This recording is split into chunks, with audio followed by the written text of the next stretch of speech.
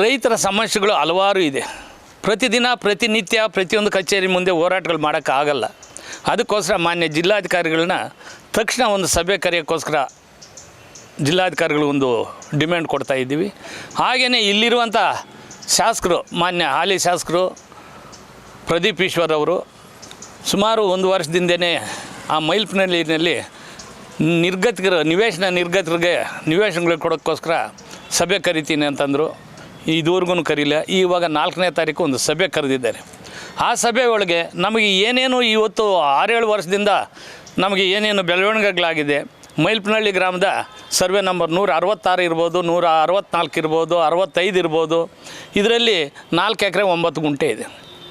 ಇದು ಮಾನ್ಯ ಜಿಲ್ಲಾಧಿಕಾರಿಗಳ ಸೂಚನೆ ಮೇರೆಗೆ ಇ.ಒ. ಸಾಹೇಬ್ರು, ಮಾನ್ಯ ತಹಸೀಲ್ದಾರ್ ಸಾಹೇಬರು, ಅಲ್ಲಿರುವಂಥ ಮುದ್ದೇನಹಳ್ಳಿ ಗ್ರಾಮ ಪಂಚಾಯತಿ ಅಭಿವೃದ್ಧಿ ಅಧಿಕಾರಿಗಳೊಂದಿಗೆ ಜಂಟಿ ಸ್ಥಳ ತನಿಖೆ ಮಾಡಿ ಯಾರ್ಯಾರು ನಿವೇಶನ ರಹಿತರು ಇರ್ತಾರೋ ಅಂಥವ್ರಿಗೆ ನಿವೇಶನಗಳನ್ನು ಫಲಾನುಭವಿಗಳ ಪಟ್ಟಿಯೊಂದಿಗೆ ಸಲ್ಲಿಸಿ ಅಂತ ಇದು ಮಾಡಿದರು. ಆವಾಗ ಅಲ್ಲಿಂದ ಜಂಟಿ ಸ್ಥಳ ತನಿಖೆ ಮಾಡಿದ್ರು. ಅದರಲ್ಲಿ 76 ಜನಕ್ಕೆ ನಾವು ನಿವೇಶನ ಕೊಡಬೇಕು ಅಂತ ಒಂದು ಪಟ್ಟಿ ಕೊಟ್ಟಿದ್ವಿ. ಅದರಲ್ಲಿ 16 ಜನಕ್ಕೆ ಈ ಹಿಂದೆಯೇ ಹೌಸ್ ಲಿಸ್ಟ್ ಆಗಿದೆ. ಅದು ಏನು ಹೌಸ್ ಲಿಸ್ಟ್ ಮಾಡೋಕ್ಕೂ ಗ್ರಾಮ ಪಂಚಾಯತಿಗೆ ಕಂದಾಯ ರೆವಿನ್ಯೂ ಲ್ಯಾಂಡ್ಗೆ ಸಂಬಂಧ ಏನಿಲ್ಲ. ರೆವಿನ್ಯೂ ಲ್ಯಾಂಡಲ್ಲಿ ಅವರೇ ಹೌಸ್ ಲಿಸ್ಟ್ ಮಾಡಿ ಫಲಾನುಭವಿಗಳು ಕೊಟ್ಟಿದ್ದರು. ಈ ಫಲಾನುಭವಿಗಳು ಇವತ್ತು ರಾಜಸ್ಥಾನ, ಮಹಾರಾಷ್ಟ್ರದವ್ರಿಗೆ ಮಾರಾಟ ಮಾಡಿದ್ದಾರೆ. ಅದನ್ನು ರದ್ದುಪಡಿಸ್ಬೇಕು ಅಂತಲೂ ನಾವು ಅವ್ರ ಗಮನಕ್ಕೆ ತಂದಿದ್ದೀವಿ.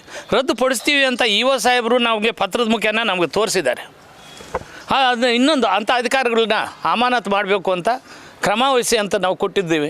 ಅವು ಏನೇನು ಮಾಡಿದಾರೋ ಇದುವರೆಗೂ ನಮಗೆ ಅವರು ಸರಿಯಾಗಿ ಮಾಹಿತಿ ಕೊಡಲಿಲ್ಲ. ಮೊನ್ನೆ ರೀಸರ್ವೆ ಮಾಡಿದ್ರಂತಲ್ಲ, ಇವಾಗ PDO ಇರ್ತಕ್ಕಂಥ ಇಲ್ಲ ಮಾಹಿತಿ ಬಂದಿದೆ. ಇಲ್ಲ, ರೀಸರ್ವೆ ಮತ್ತೆ ಮಾಡಲಿಲ್ಲ. ಯಾಕೆ ಮಾಡಲಿಲ್ಲ ಅಂತಂದರೆ ಅಲ್ಲಿರುವಂಥ ಕಂದಾಯ ವೃತ್ತಾಧಿಕಾರಿಗಳು 4 ಎಕರೆ 39 ಗುಂಟೆ ಇರೋದು ಈ ಹಿಂದೆನೇ ತಿಳಿಸಿದ್ರು. ಅದರಲ್ಲಿ 1 ಎಕರೆ 39 ಗುಂಟೆ 166 ಸರ್ವೆ ನಂಬರಲ್ಲಿ ಫಲಾನುಭವಿಗಳ ಪಟ್ಟಿ ಅಂದರೆ 16 ಜನ ಈಗಾಗಲೇ ನಿವೇಶನ ಪಡೆದಿದ್ದಾರೆ ಅಂತಂದ್ಬಿಟ್ಟು 56 ಜನನ 52 ಜನಕ್ಕೆ ಒಂದು ಫಲಾನುಭವಿಗಳ ಪಟ್ಟಿಯೊಂದಿಗೆ ಸಂಬಂಧಪಟ್ಟ ಪಾಣಿನೂ ಇಲ್ಲೇ ಇದೆ. ಪಾಣಿ ಮುಟೇಶನ್ನು ಎಲ್ಲ ಪಾಣಿನೂ ಇಲ್ಲೇ ಇದೆ. 1 ಎಕರೆ 30 ಗುಂಟೆದು. ಇನ್ನೊಂದು ಆ ಪಟ್ಟಿಯೊಂದಿಗೆ ಮಾನ್ಯ DS ಸಾಹೇಬ್ರಿಗೆ, ಮಾನ್ಯ ಜಿಲ್ಲಾಧಿಕಾರಿಗಳವ್ರಿಗೆ ಅವ್ರು ಸಲ್ಲಿಸಿದ್ದಾರೆ. ಇದುವರೆಗೂ ಆ ಫಲಾನುಭವಿಗಳಿಗೆ, ಸಂಬಂಧಪಟ್ಟ ಫಲಾನುಭವಿಗಳಿಗೆ ಆ ಪಟ್ಟಿಯಂತೆ ಯಾವುದೋ ಹಕ್ಕುಪತ್ರಗಳನ್ನ ವಿತರಣೆ ಮಾಡಲಿಲ್ಲ. ಕಂದಾಯ ಇಲಾಖೆಯಿಂದ ಗ್ರಾಮ ಪಂಚಾಯತಿಗೆ ಹ್ಯಾಂಡ್ ಓವರ್ ಮಾಡಿದ್ದಾರೆ ಜಮೀನು. ಅವರು ಹಸ್ತಾಂತರ ಮಾಡೋಕ್ಕೆ ರೆಡಿ ಇದ್ದಾರೆ. ಆ ಕಡೆಯಿಂದ ಈ ಕಡೆಗೆ ಬಂದಿದ್ದಾರೆ, ಎಲ್ಲಿಗೆ ಕಂದಾಯ ಅಧಿಕಾರಿಗಳಿಗೆ. ಬಟ್ ಇನ್ನೂ ಅದು ಮಾಡಿದ್ದಾರೆ ಇಲ್ವೋ ಗೊತ್ತಾಗಲಿಲ್ಲ. ಅದಕ್ಕೆ ಇವಾಗ ಸಭೆ ಕರೆದಿದ್ದಾರೆ. ಅದೇನೇನಾಗಿದೆಯೋ ನಾವು 4ನೇ ತಾರೀಕು ಸಭೆಯಲ್ಲಿ ನಾವು ಚರ್ಚೆ ಮಾಡೋಣ. ಸಂಬಂಧಪಟ್ಟಂಥ ಇ.ಒ. ಸಾಹೇಬ್ರು ಇರ್ಬೋದು, ತಹಸೀಲ್ದಾರ್ ಸಾಹೇಬ್ರು ಇರ್ಬೋದು, ಕಂದಾಯ ವೃತ್ತಾಧಿಕಾರಿಗಳು ನಂದಿ ಹೋಬಳಿದು ಅವರು ಇರ್ಬೋದು, ಆಮೇಲೆ ಇದು ಪಂಚಾಯಿತಿ ಅಭಿವೃದ್ಧಿ ಅಧಿಕಾರಿಗಳೊಂದಿಗೆ ನಾವು ಒಂದು ಸಭೆ ಮಾಡಿ ಆ ಸಭೆಯಲ್ಲಿ ಇತ್ಯರ್ಥಪಡಿಸೋಣ ಅಂತ ಮಾನ್ಯ ಈ ಹಾಲಿ ಶಾಸಕರು ಪ್ರದೀಪ್ ಈಶ್ವರ್ ಅವರು ಹೇಳಿದ್ದಾರೆ.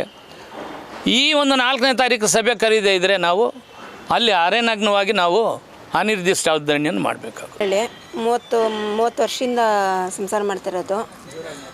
ಬಾಡಿಗೆ ಮನೇಲಿ ಇರೋದು ನಾನು 25 ವರ್ಷದಿಂದ ಬಾಡಿಗೆ ಕಟ್ತಾನೇ ಇದ್ದೀನಿ. ಕೂಲಿ ಮಾಡೋದು. ನಮ್ಮ ಯಜಮಾನ್ರಿಲ್ಲ, ಸತ್ತೋಗಿದ್ದಾರೆ. 3 ಮಕ್ಕಳು ನಾನು ಕೂಲಿ ಮಾಡಿಕೊಂಡೇ ಇರೋದು, ಜೀವನ ಮಾಡ್ತಾ ಇರೋದು. ಕೂಲಿ ಮಾಡಬೇಕು, ಬಾಡಿಗೆ ಕಟ್ಟಬೇಕು, ಜೀವನ ಮಾಡಬೇಕು. ಸೋರ ಮನೆಗಳೆಲ್ಲೂ ಇಲ್ಲ. 25 ವರ್ಷದಿಂದ ಇದೇ ಥರ ಮೀಟಿಂಗ್ಗಳು ಮಾಡ್ತಾನೇ ಇದ್ದೀವಿ, ಸಭೆಗಳು ಬರ್ತಾನೇ ಇದ್ದೀವಿ. ನಮಗೇನು ಮಾಡಿಕೊಡ್ತಾ ಇಲ್ಲ. ನಿಮ್ಮ ಥರ ನಿಮ್ಮೂರಲ್ಲಿ ಎಷ್ಟು ಜನ ಇದ್ದಾರೆ ಸರ್? ನಿವೇಶನ ಇಲ್ದವರು ಒಂದು 50 ಜನ ಇದ್ದಾರೆ ಸರ್. 53 ಜನ ಇದ್ದಾರೆ ಸರ್ ನಿವಾಸಿಗಳಿದ್ದಾರೆ. ಅವ್ರನ್ನೆಲ್ಲ ಪ್ರತಿಯೊಂದು ಸಭೆಗೂ ನಾನು ಕರೆದಿದ್ದೆ. ಬಟ್ ಇವಾಗ ಅವ್ರೇನೋ ಕೆಲಸದಿಂದ ಬಂದಿಲ್ಲ. ಎಲ್ಲರೂ ಅಷ್ಟೇ ಕೂಲಿ ನಮ್ಮ ಥರನೇ. ಇವಾಗ ಸರ್ ನಾವು ಕೂಲಿ ಮಾಡ್ಕೊಂಡ್ವಿ, ಕೂಲಿಯಿಂದನೇ ವಾಪಸ್ ಬಂದಿದ್ವಿ ಸರ್ ಮೀಟಿಂಗ್ಗೋಸ್ಕರ. ಕೆಲಸ ಬಿಟ್ಟು ಇವಾಗ ಬಂದಿರೋದು ಇಲ್ಲಿಗೆ. ಪಂಚಾಯತಿಯಿಂದ ನಿಮ್ಮ ಹತ್ರ ಏನೋ ಡಾಕ್ಯುಮೆಂಟ್ ತಗೊಂಡವ್ರ ನಿಮಗೆ ನಿವೇಶನ ಏನು ಇಲ್ಲ ಸರ್. ಬಂದು ಮನೆ ತನಕ ನೋಡ್ಕೊಂಡೋದ್ರು. ಮನೆ ಬಂದು ಚೆಕ್ ಮಾಡ್ಕೊಂಡೋದ್ರು. ಬಾಡಿಗೆ ಮನೆಗಳಾಗಿದ್ದೀರಾ ಅಂತ ಅಂದ್ಬಿಟ್ಟು ಹೆಸರು ಕೇಳಿದ್ರು, ನೋಡಿಕೊಂಡು ಹೋದ್ರು.